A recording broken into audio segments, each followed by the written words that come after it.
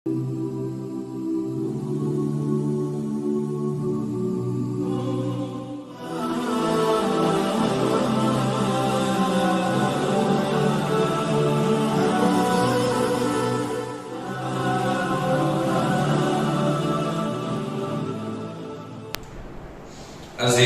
گرامی،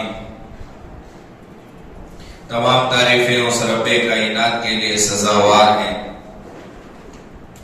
جس رب کائنات نے ہم تمام کو ایک مختصر سی زندگی دے کر دنیا میں پیدا کیا ہے۔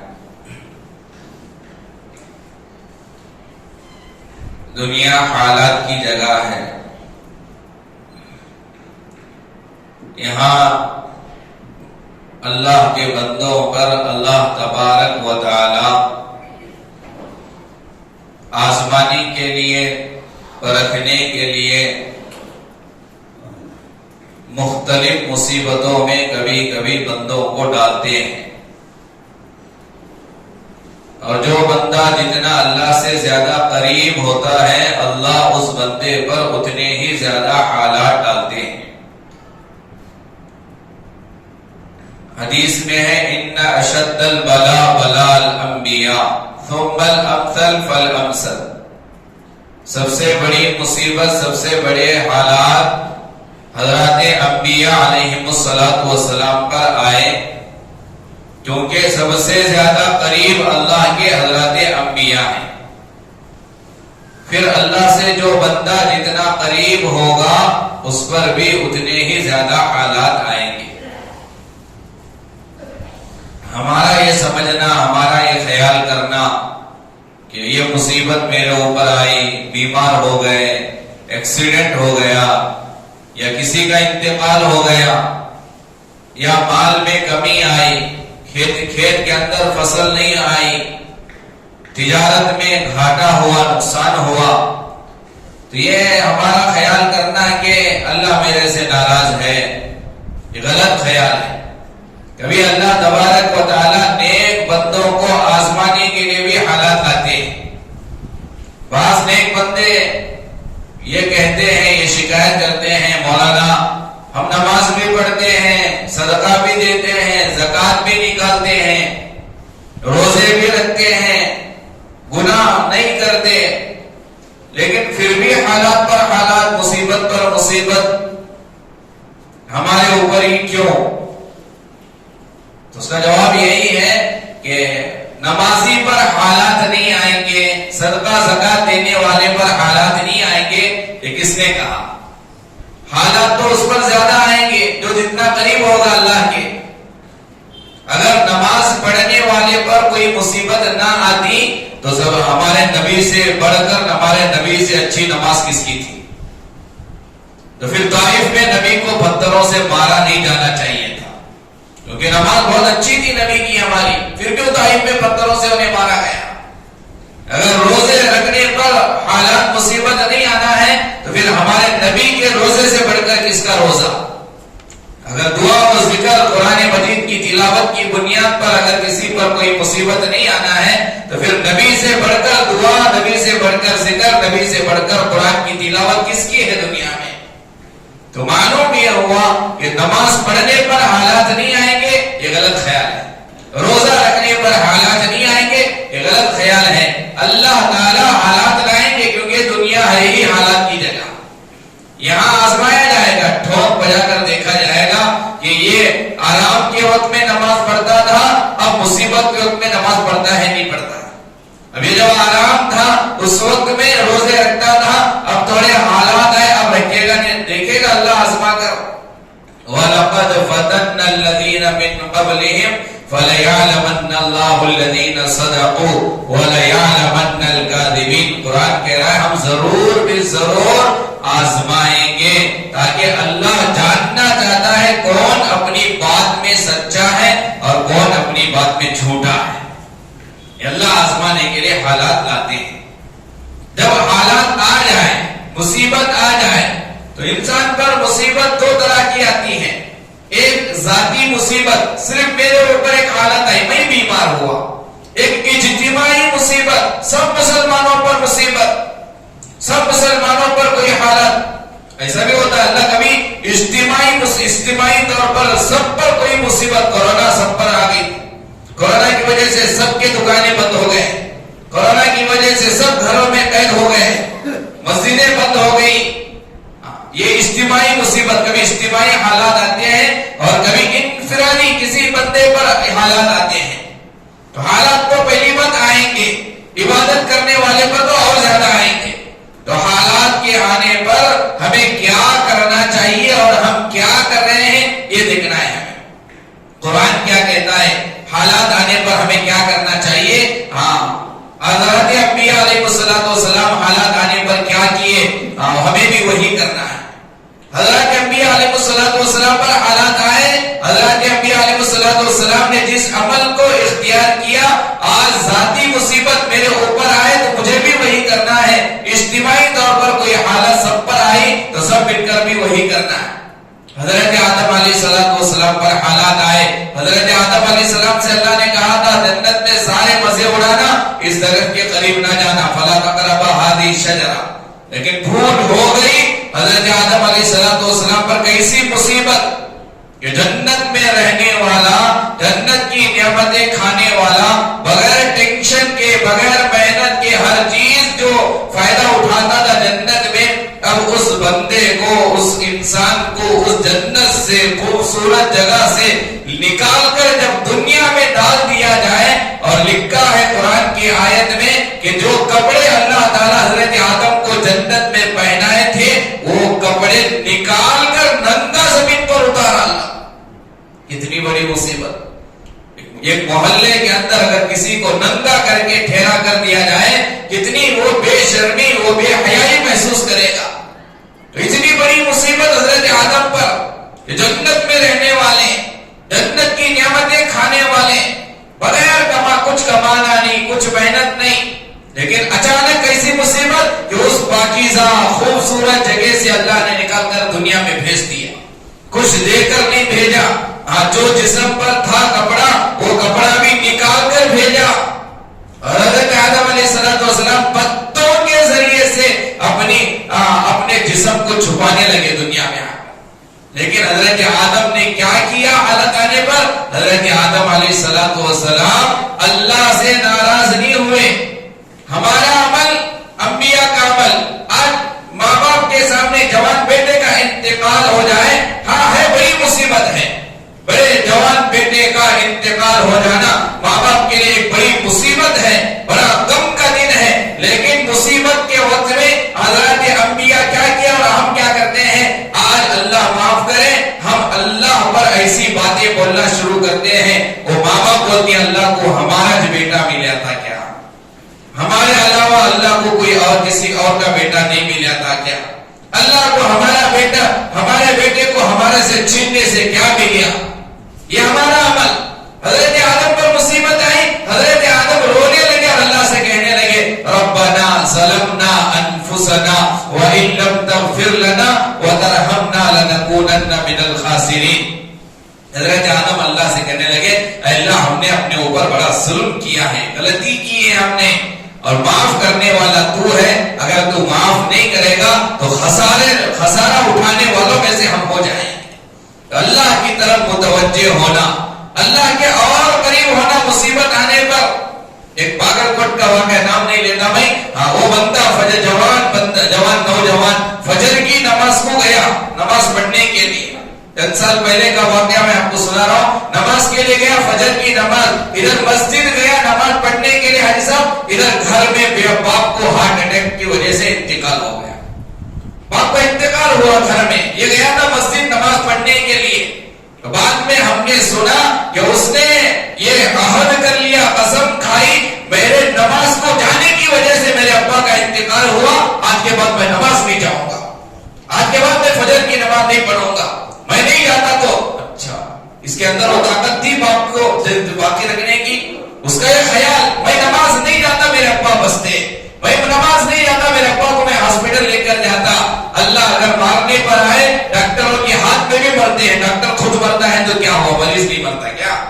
تو یہ ہماری عادتیں حالات آنے پر بجائے اور اللہ کے قریب ہونے کے، مصیبت آنے پر بجائے اور اللہ کے قریب ہونے کے، ہم اللہ کے مقابلے میں آ جاتے ہیں. ہمیں होगा, अल्लाह को मेरा नहीं, गलत है। अल्लाह का कुछ बिगड़ेगा नहीं हमारे इन बातों से, हमारा ईमान बिगड़ेगा, हमारी आखिरत बिगड़ेगी। जहन्नम के ले जाने वाले अल्फाज, जहन्नम में ले जाने वाले ये काम करेंगे तो फिर हमारी दुनिया भी बिगड़ेगी, आखिरत भी बिगड़ेगी। तो हालात आएंगे, मुसीबत आएंगे तो अल्लाह आजमाने के लिए, परखने के लिए, जांचने के लिए देता है। हमें अल्लाह की तरफ मुतवज्जे होना है, अल्लाह के और करीब होना, अल्लाह अपने करीब करने के लिए मुसीबतों को डालता है। लिहाजा हजरत आदम पर मुसीबत आई, हालात आए, अल्लाह की तरफ मुतवज्जे हुए। हजरत नूह अलैहिस्सलाम के साथ जो कश्ती में सवार थे वो सब अल्लाह की तरफ मुतवज्जे थे। बिस्मिल्लाहि मजरेहा व मुरसाहा इन्ना रब्बी लगफूरुर रहीम, ये पढ़ने के लिए अल्लाह ने कहा था। अल्लाह का नाम लेकर वो सवार हुए, अल्लाह की तरफ मुतवज्जे हुए, अल्लाह ताला ने उन्हें नजात दी। हालात तो आएंगे लेकिन हालात हमेशा भी अल्लाह बाकी नहीं रखेगा, वक्ती रहेंगे हालात, थोड़ा अल्लाह आजमाएगा, परखेगा, फिर अल्लाह ताला उसके बाद नजात देगा, आसानियां देगा। ऐसा नहीं कि एक मुसीबत आ गई हमेशा उसी मुसीबत में अल्लाह रखेगा, नहीं, मुसीबत को अल्लाह जो लाया, अल्लाह मुसीबत हमारे ऊपर, वही अल्लाह इस बात पर कादिर है, वो अल्लाह इसकी ताकत रखता है कि जो मुसीबत हमारे ऊपर आई है, जब हम उस इम्तिहान में कामयाब हो जाएंगे, अल्लाह उस मुसीबत को हमारे ऊपर से दूर कर देगा।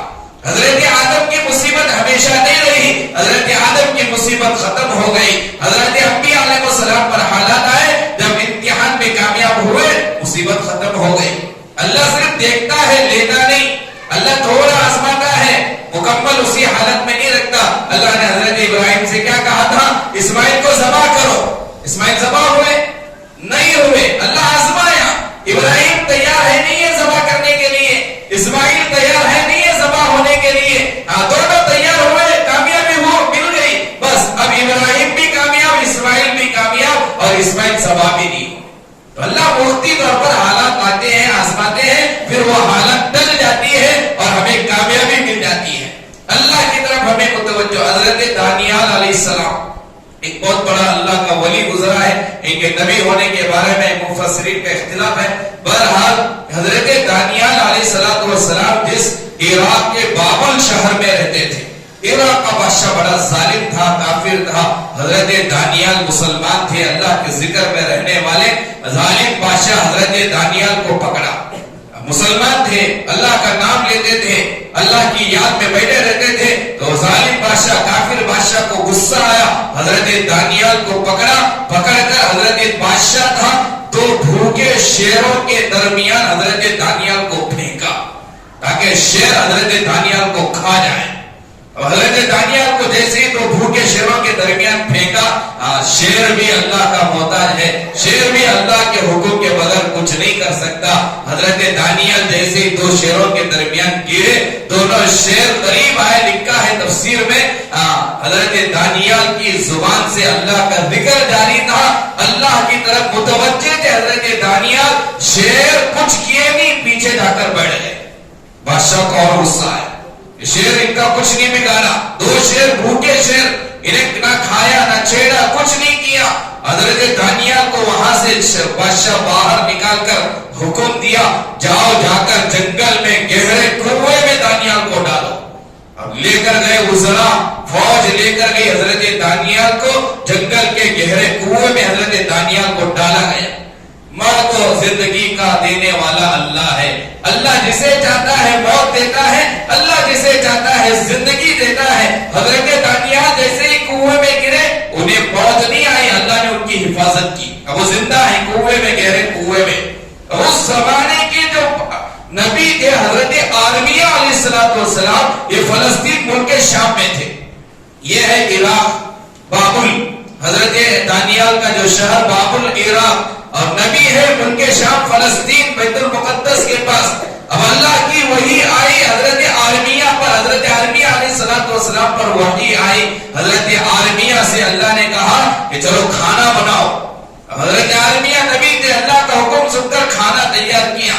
खाना तैयार होने के बाद अल्लाह ने हजरत आर्मिया से कहा, जाओ मेरा एक नेक बंदा दानियाल इराक के बाबुल शहर के फुला जगह में कुएं में है, उसे जाकर खाना खिलाओ। वक्त के नबी को हुक्म हो रहा है दानियाल को खाना खिलाने के बारे में। हजरत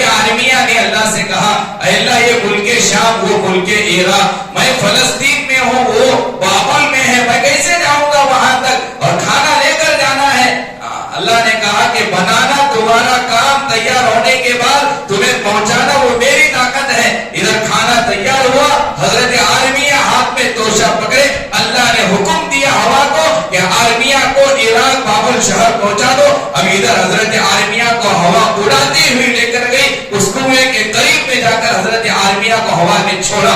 حضرت آرمیہ کنویں کے اوپر سے کھڑے ہو کر کنویں کے اندر آواز دی حضرت دانیال کو. حضرت دانیال نے پوچھا کون؟ انہوں نے کہا میں وقت کا نبی آرمیہ ہوں، اللہ کا حکم ہے تمہیں کھانا دینے کے. اب ادھر کنویں سے انہیں باہر نکال کر کھانا کھلایا. اس وقت میں حضرت دانیال کی زبان سے ایک جملہ نکلا، وہ جملے پہ ہمیں غور کرنا ہے. حضرت دانیال نے کہا الحمدللہ الذی لا ینسا من ذکرہ، الحمدللہ الذی لا ینسا من ذکرہ. تمام تعریفیں اس ذات کے لیے ہیں جو اسے یاد کرتا ہے، وہ کبھی اس بندے کو بھولتا نہیں ہے. جو اللہ کو یاد کرے اللہ اسے بھلا دے، یہ ناممکن ہے. آج میرے اوپر مصیبت آتی ہے، مجھے ڈاکٹر یاد آتا ہے، عامل یاد آتا ہے، تعویذ یاد آتی ہے، حکیم و طبیب یاد آتا ہے، مالدار پیسوں کی طرف متوجہ ہوتا ہے. لیکن اللہ کہتا ہے امن یجیب المضطر اذا دعا، پریشان حال کی پریشانی کون سنے گا؟ وہ تو اللہ سنے گا. جب اسے پکاریں گے اللہ کو مصیبت کے وقت میں، اللہ اس مصیبت زدہ کی مصیبت کو سننے کے لیے تیار ہے. اللہ نے قرآن میں کہا قل لعبادی، کہو میرے بندوں سے کہ میں تمہارے بالکل قریب ہوں. اذا سألک عبادی انی فإنی قریب، جب میرے بندوں میں سے کوئی مجھ سے پوچھے کہ میں کہاں ہوں تو اے نبی کہو تم اپنے امت سے کہ میں بندوں کے بالکل قریب ہوں. ہم مصیبت میں اللہ کو یاد نہیں کرتے، ہم ڈاکٹروں کو یاد کرتے ہیں، طبیب و حکیموں کو یاد کرتے ہیں، عاملوں کے پاس جاتے ہیں. یہاں مصیبت آئی حضرت دانیال پر، اللہ کی طرف متوجہ ہوئے. وقت کے نبی کو اللہ نے حکم دیا کہ دانیال کے لیے کھانا بناؤ. وقت کے نبی کو حضرت آرمیہ علیہ السلام کو وہاں عراق تک پہنچایا، بابل شہر تک پہنچایا، کھانے کا انتظام کروایا، اور اس کنویں سے رہائی بھی اللہ نے عطا کی. اللہ جو چاہتا ہوتا ہے مصیبت سے نکالنے والا اللہ ہے. حضرت مالک رضی اللہ عنہ صحابی رسول ہیں، ان کے بیٹے حضرت عوف رضی اللہ عنہ، حضرت مالک کے بیٹے حضرت عوف کو کافروں نے کافر لے کر چلے گئے، قیدی بنایا. اب لے کر گئے تو رسی سے ان کے ہاتھ پیر باندھے، زنجیروں سے انہیں جکڑا. حضرت مالک رضی اللہ عنہ پریشان ہو کر اللہ کے نبی علیہ السلام کی خدمت میں حاضر ہوئے. حضرت مالک نے اللہ کے نبی سے کہا میرے جوان بیٹے عوف کو کافر لے کر گئے، قیدی بنائے ہیں، انہیں زنجیروں میں جکڑا ہے، آپ مجھے کوئی وظیفہ بتاؤ، کوئی عمل دو تاکہ میں بھی پڑھوں اور عوف کی ماں میری بیوی وہ بھی اس وظیفے کو ورد رکھے اور اس وظیفے کو پڑھتے رہے. لہذا جس وظیفے کی برکت سے میرے بیٹے عوف کی رہائی ہو جائے. حضرت نبی علیہ السلام نے حضرت مالک رضی اللہ عنہ سے کہا کہ جاؤ تم اور تمہاری بیوی لا حول ولا قوت الا باللہ اس کا ورد جاری رکھنا، پڑھتے رہنا. حضرت مالک گئے، خود بھی لا حول ولا قوت الا باللہ پڑھتے رہے. بیوی سے کہا، بیوی بھی پڑھتی رہی. ادھر ان کا نبی کے بتائے ہوئے وظیفے پر عمل کرنا شروع ہو گیا. ادھر حضرت عوف فرماتے ہیں اللہ تبارک و تعالی کی مدد سے جس رسی سے مجھے باندھا گیا تھا وہ رسی کھل گئی، جن زنجیروں نے مجھے جکڑا گیا تھا وہ زنجیریں کھل گئی، میں آزاد ہوا. میں نے دیکھا سارے کافر جو مجھے باندھ کر سو رہے تھے سب سونے میں مست تھے. میں جاگا، ساری رسی کھلی ہوئی، زنجیریں کھلی ہوئی. میں دیکھا سامنے اونٹ کھڑا ہے، میں دوڑتا ہوا گیا، اونٹ پر سوار ہوا، وہاں سے بھاگنا شروع کیا. میرے اونٹ کے رفتار کو بھاگتے ہوئے دیکھ کر جتنے کافروں کے اونٹ تھے وہ سارے اونٹ میرے پیچھے دوڑتے ہوئے آنے لگے.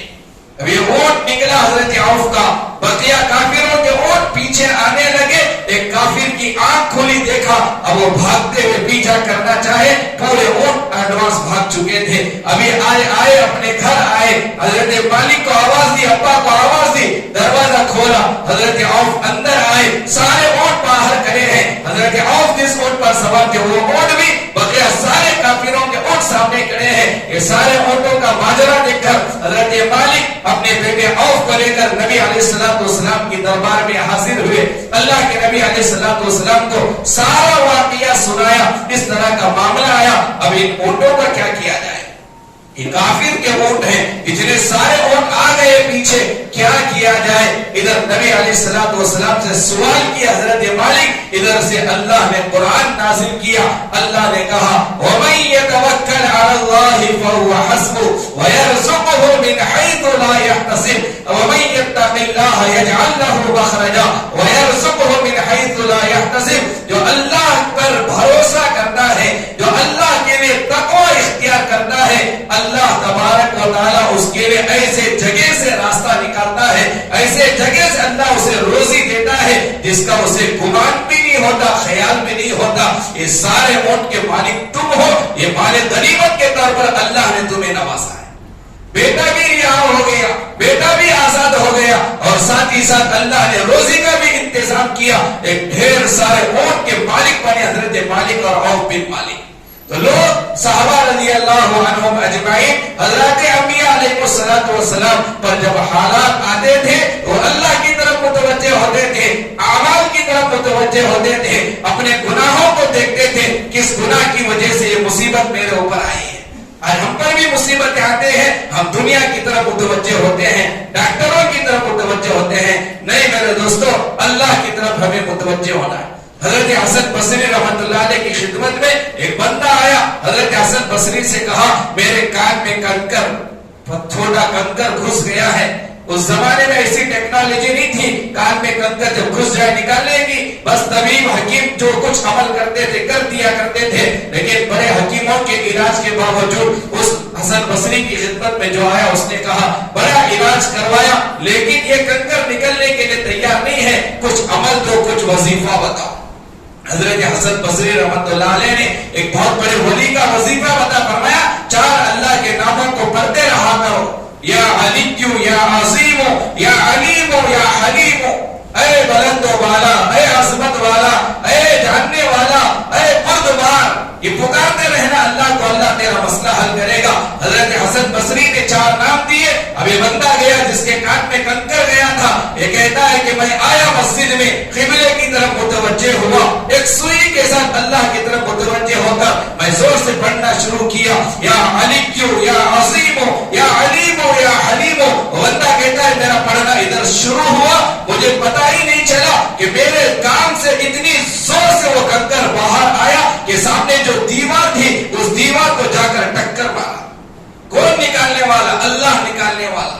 कौन हालात दुरुस्त करने वाला? अल्लाह हालात दुरुस्त करने वाला। हजरत इब्राहिम अलैहिस्सलाम, हजरत बुखारी की रिवायत बुखारी में है, हजरत इब्राहिम अलैहिस्सलाम हजरत सारा को लेकर जब वापस आने लगे, रास्ते में ऐसी बस्ती के पास से हजरत इब्राहिम का गुजर हुआ जिस बस्ती का बादशाह बड़ा जालिम था। लिखा है बुखारी में, इमाम बुखारी ने, हजरत सारा हजरत इब्राहिम जब उस बस्ती से गुजरने लगे, उस बस्ती के बादशाह की एक बुरी आदत ये थी कि कोई अजनबी किसी औरत के साथ उस बस्ती के पास से गुजरता तो उस बस्ती के अंदर उस अजनबी औरत को, उस आदमी को बादशाह की खिदमत में ले जाया करते थे। अब बादशाह पूछता कि ये औरत क्या लगती है, अगर वो बताता बेटी है या बीवी है, और वो बादशाह उसके साथ जिना करता। अगर वो कहता कि ये बेटी और बीवी नहीं, ये बहन है, बादशाह की आदत थी बहन कहते ही छोड़ देता था। अब हजरत इब्राहिम को भी पता था बहन कहेंगे छोड़ देगा, बीवी कहेंगे जिना करेगा, बेटी कहेंगे जिना करेगा। हजरत कुरान भी कहता है इन्नमल मुमिनूना इख्वा, सारे ईमान वाले, सारे मुसलमान मर्द और औरत इस्लाम के लिहाज से, ईमान के लिहाज से एक दूसरे के भाई बहन हैं। हमारी बीवियां इस्लामी बहनें हैं हमारी। तो कुरान को सामने रखकर, अल्लाह के इस हुक्म को सामने रखकर हजरत इब्राहिम ने उस बादशाह से कहा ये मेरी दीनी बहन है। अब हजरत इब्राहिम ने सोचा ये छोड़ देगा, बहन कहते हैं, लेकिन हजरत सारा बड़ी खूबसूरत थी, लेकिन बहन कहने के बावजूद बुखारी में है बादशाह हजरत सारा के करीब आना चाहा, जिना पूरी नीयत से करीब आना चाहा। जैसे ही हजरत सारा, वो भी नबी की बीवी थी, मुसीबत जैसे ही अपने आंखों के करीब देखी, फौरन हजरत सारा की زبان سے الفاظ نکلے. جسے امام بخاری نے بخاری میں لکھا ہے, اللہ سے حضرت سارہ نے کہا اللہم آمنت بک و برسولک, اللہم آمنت بک و برسولک واحسنت فرجی الا علی زوجی فلا تسلط علی علی هذا الکافر. یہ دعا یا کلمات حضرت سارہ کی زبان سے نکلے, اللہم آمنت بک و برسولک, اے اللہ میں تیرے اوپر بھی ایمان لاتی ہوں اور تیرے رسول پر بھی ایمان لاتی ہوں, واحسنت فرجی الا علی زوجی, اے اللہ یہ جو میری شرمگاہ ہے, یہ میری جو حیا ہے, یہ میں نے کبھی اس کا غلط استعمال نہیں کیا, میری عزت کو غلط جگہ میں نے کبھی نہیں لگایا سوائے میرے شوہر کے, لہذا اس کی تو حفاظت کرنا. فلا تسلط علیہ علی هذا الکافر, اس کافر ظالم بادشاہ کو میرے اوپر مسلط نہ کرنا. ادھر حضرت سارہ اللہ کی طرف متوجہ ہوئی, دعا یا کلمات زبان سے نکلے, ادھر اللہ تبارک و تعالیٰ کا عذاب اس بادشاہ پر اترا. بادشاہ وہیں بے ہوش ہو کر زمین پر ایڑیاں رگڑنا شروع کیا. تھوڑی دیر کے بعد بادشاہ کو ہوش آیا, لیکن تھا ظالم, دوسری مرتبہ حضرت سارہ کے قریب آنا چاہا. پھر یہی دعائیہ کلمات حضرت سارہ کی زبان سے نکلے. حضرت سارہ جیسے ہی زبان سے اللہ کی طرف متوجہ ہوئی, پھر وہ ظالم بادشاہ گرا, زمین پر ایڑیاں رگڑنے لگا. تیسری مرتبہ یہی ہوا تو بادشاہ سمجھ گیا اللہ کی مدد اتر رہی ہے. بادشاہ نے حضرت سارہ کو دیکھ کر کہا یہ کوئی عورت نہیں, یہ ایک جن ہے, جن, اس کے قریب کوئی نہیں جا سکتا. عورت کہا جاؤ یہاں سے, اور کہا وزیر سے انہیں ایک خادمہ دینا, ایک عورت انہیں دینا, ان کے راستے میں وہ ان کی خدمت کرے. اللہ نے آزادی بھی دی اور ساتھ میں خدمت کے لیے خادمہ کا بھی انتظام کیا.